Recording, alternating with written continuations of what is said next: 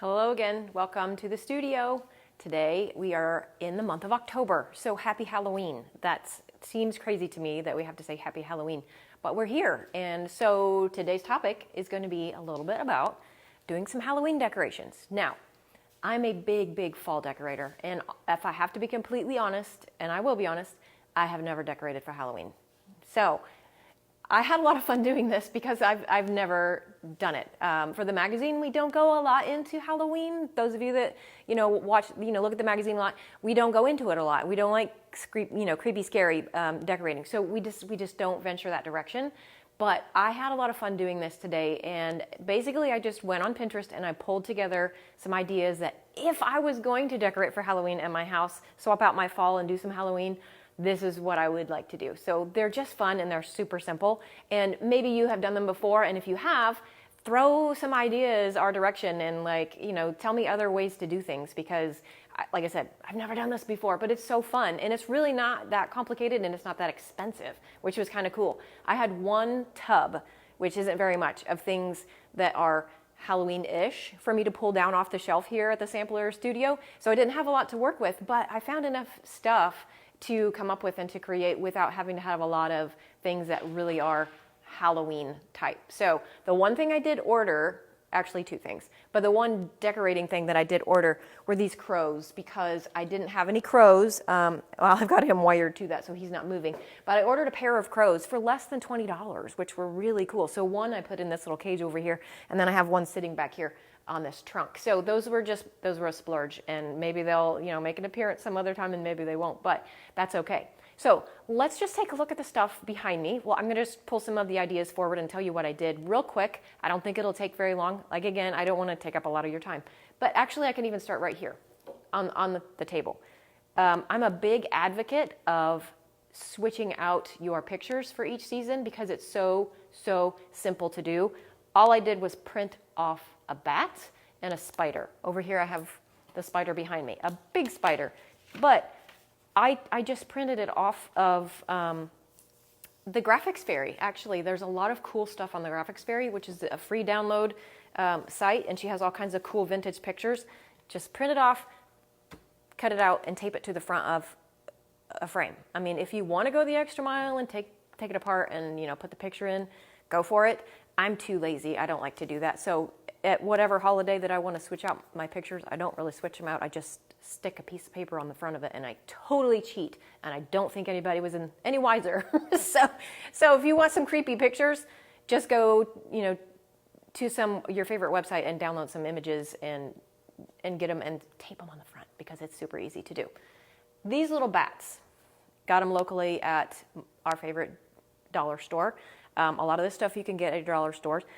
I just didn't like how flat he was. He's flat. He's kind of lifeless. So what I did, let me grab the one that I embellished a little bit. Just a quick secret, okay? Look how much better this guy looks because I embellished him a little bit. Two things. I got hot iron, and this might sound crazy, but I wanted his wings to have a little bit of character. So I put his wings between two tea towels, got the iron hot, and I ironed him, okay? So that might sound really crazy. But I ironed his wings so that he has a little bit of life. He's not just totally flat, okay? And the other thing that I did on here, which again sounds silly, but their little bodies are flat. He's got a flat body, and that's so not cool. So I took a Kleenex, and I shoved a Kleenex down his throat. And I used a pen, and I just shoved the Kleenex, made him eat the Kleenex, and I got it all in there. And then his body's like fat. So you just shove, and maybe it'll all go, maybe it won't. There we go. Kleenex, perfect. Now he's got a little chunky body, and when I iron his wings, then there's more to him, okay? So just some simple things, just to make him look a little more interesting, give him a little bit more fullness. So flat bats into bats with a little bit more character, and then hang them around and use them wherever you want to use them. Eyeballs. Do you want a bowl of eyeballs? I don't know. But they're not terribly creepy and gory, okay? You just buy eyeballs in a bag like this. They look like little ping pong balls, or you can get ping pong balls and make your own, but you can buy them very inexpensively but I wanted to kind of embellish mine. So I don't know if you can see this, but I just took 2 pieces of felt and I wanted it to make it look like he had an upper and a lower lid so that you were seeing like the eye. So I just took some felt and I cut it out and I glued it around, and you could have a whole bowl of eyes in sockets that might be looking at you. Or I did this simple trick too, and some of you may have done this before. I took hot glue and I literally just heated up my glue gun. I didn't hold it because I didn't want to get glue on myself. I stuck it in a piece of foam and then I hot glued and I let the glue kind of drip down the eyeball, let it dry so then it's clear, and you may not be able to see this, I didn't paint. So that one's clear. It's just clear glue dripping down the eyeball. And then I just went, and once that was dried, I went in with red paint and I just kind of brushed red paint onto the back of it. So now it kind of looks like a little bit more of a gory eyeball that came out of a socket, which you may or may not want to have that in your bowl, but just real quick little tweaks to things, like to just embellish your bowl of eyeballs, okay? So there's my bowl. And I put, you know, a little bit of this moss in there just to give it a little bit of a creepy feeling, like, you know, our witch is getting ready to use her eyeballs in a stew of some sort. So that's super simple, super simple. One of my favorite things is this mirror behind me. And you may or may not be able to see it in all of its glory, but I went to the Salvation Army and I bought a $2.99 cheesy looking picture that I like the frame of, okay? Brought it back to the studio, took the picture out, and this was my other purchase. I said I purchased 2 things, and it was crows and it was this looking glass mirror paint by Krylon, which we've all used that for different things, but this is so easy and this was so fun. I just have a piece of glass right here to show you an example of what I did. So smaller version. But I had just seen where someone took a creepy face and put the creepy face behind a mirror and kind of created their own creepy face peeking out. So I don't know if you can see my owl, but he's right there, kind of in the corner of that. It's a little time consuming, only because you have to put a couple of layers of the Krylon paint and then let it dry. But the process is super simple. So once I took my picture apart, I took the glass out, cleaned it real good, and then I just sprayed a mist of water across the whole back of the glass and gave it a mist of the mirror paint, and then I let it dry completely. Then I was careful about where do I want to leave a little bit of a void for my owl. So I kind of put the owl on here, then I did the same process again. A little bit of a spray water, mist of mirror, let it dry. Then I just kind of repeated that a couple of times until I liked the look of the mirror. And then honestly, I kind of went back in and judged, am I seeing too much empty space around my eyes? Am I seeing what I want to see? And then adjusted accordingly. 4 coats of this paint maybe in between, and then, you know, just to get it wherever you want it. And then let it dry. Pop it back in the frame, put your cardboard backing back on it, and you've got a scary mirror.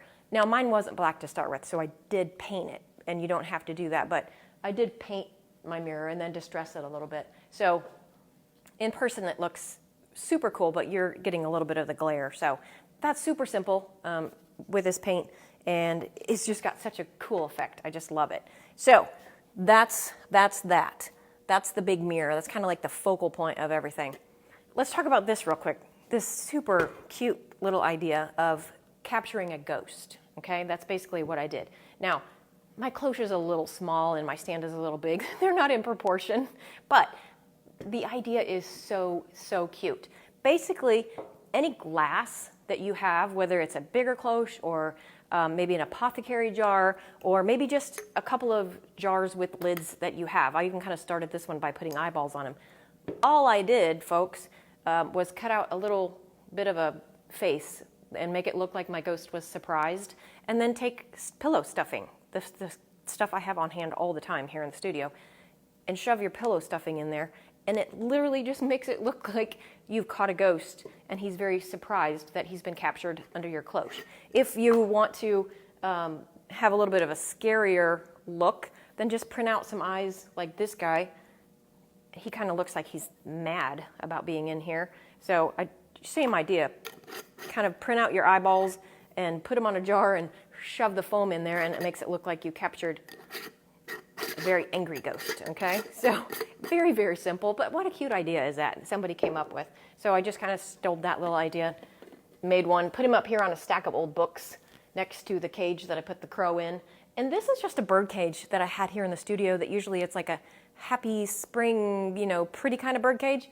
I added a little bit of moss kind of draped across the top and pulled it out. And then I had these hands that I bought, again, from the dollar store like a year or two ago, and they were white, like glaringly white. I took black paint, painted black in all of the little crevices and then wiped off the black. And then I painted it in brown and again, just wiped it all off with like a paper towel. So it left behind the black and the brown and just gave it so much more character and distinction. I honestly, as cheesy as this sounds, I think, because I bought them like this, I think they were salad tongs.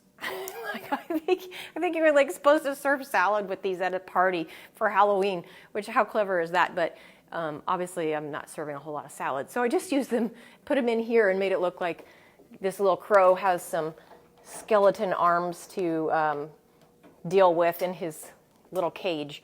And that's all I did. I just put the crow in there and I put the skeleton arms in there. How cute is that? And then you could just take apart and store it for next year. We're all familiar with these jars, and it's super, super simple process. Again, Graphics Fairy has the cutest labels, cute labels on there, and you can just print them out by the page and determine what you want. I kind of searched a lot of examples and just kind of came up with one that worked for me, which is what we all have to do. But I like these jars as jars. So I did not want to permanently change them. Like, I don't usually want to permanently change anything. So I didn't go through and sand them or change the glass in any way because honestly, when I'm done decorating with these, I just want to be able to stick them in a bucket of soapy water and then turn them back into the pretty jars that they were to start with. So I didn't do anything that wasn't going to come off, and it's that simple. This is just brown paint and black paint, and literally all I did was paint, brush, kind of dry brush it on, and then took a piece of paper towel, which I didn't bring a piece of paper towel over here, and just kind of like dabbed it to take it off. And I just did a couple of layers of that. So this part looks like it's been, you know, sitting on a shelf and collecting dust and it's grungy over the years and whatnot. And then I just glued my label on. And the label really wasn't as grungy as I wanted it to be. Just watered down some brown paint, slapped it on, wiped it back off, and voila, you have a creepy jar that when you put them in a whole collection of things, then you know they look like you got a witch's brew ingredients just ready and sitting on your shelves. I kind of went a little bit further than that and put, for example, this one says charmed morsels. So I went and put some black beans in it. I don't know if you can see them that well, but it's kind of like the not necessary step above, but you know, if anybody would get close to them, you could see that there are actually some morsels in there, but when I'm done, I'm just going to dump them back into my bean jar because they're just black beans and not a big deal. I added a little bit of moss onto the shelf, you know, to give it a little bit of character. And that moss is, again, really inexpensive at your local dollar store. Any dollar store that is around, any crafty supplies that they have in there, little pieces of moss like this, just pull them apart and kind of, you know, decorate with them. It's a little messy. It definitely is a little bit messy, but this stuff is great. Just pull it apart, and then once you get it where you want it, then the mess, you know, you can contain the mess. So it's not a horrible thing. And I think maybe the only other thing that I will just mention real quick, if you want some scary looking old photos and you don't have any that look a little creepy, or maybe you feel bad using your own family photos because great grandpa, you know, might be offended. Back to Graphics Fairy, she has some creepy images on there, and all I did was print it off, and then I glued it to a piece of manila folder to give it a little bit more firmness. So I have a creepy lady. I don't know who she is. She's not related to me, so hopefully I'm not offending her in any way. but she's kind of a, you know, like an old school marm type, not so pleasant looking lady, but it's a cool picture to add to your decor and just kind of sit up on your mantle. And then Of course, I had some silver sticks and I used mismatched ones. And these, I literally think I picked these up last year at a craft store and didn't use them for anything until this year. So I thought I would put them in there and they just look, you know, just give that little extra pop on your mantle. So I think that's everything that I did. Did you have some questions? No? Okay. No questions. All right. Well, hope some of these ideas will be something that you can use at some point. If you haven't done it already, feel free to take a picture of your Halloween decor and post it to us on this, because I would love to see what you guys do. It's been a lot of fun. So thanks for watching, and until the next one, happy Halloween, and I hope your October goes well.